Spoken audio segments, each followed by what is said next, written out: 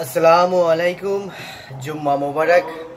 তো আজকে এই ভিডিওর মাধ্যমে মেয়েদের যে পায়ে পায়ে গুনাহ হয় এই বিষয়টা কম বেশি প্রতিটা মেয়েই জানে, কিন্তু অনেক মেয়ে জানার পরেও তারা কিন্তু সেটা কন্টিনিউ করে।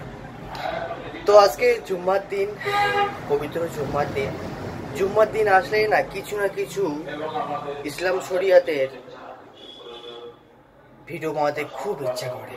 তো আজকে বিশেষ করে মেয়েদের যে কথাটা বলতে চলেছি, এই ভিডিওটা শুধু মেয়ে নয়, ছেলেরাও অবশ্যই ভিডিওটা শেষ অবধি দেখবেন।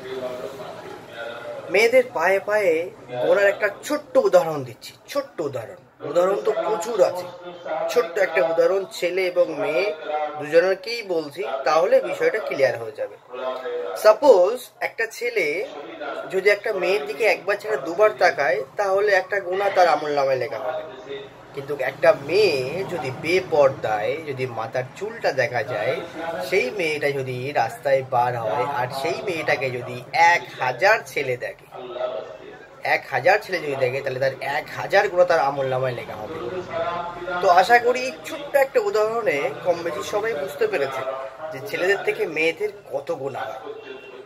তো মেয়েদের পায়ে পায়ে এই জন্যই গোনা, জাস্ট সে রাস্তাতে হেঁটে যাচ্ছে, তাতে যদি তার 1000টা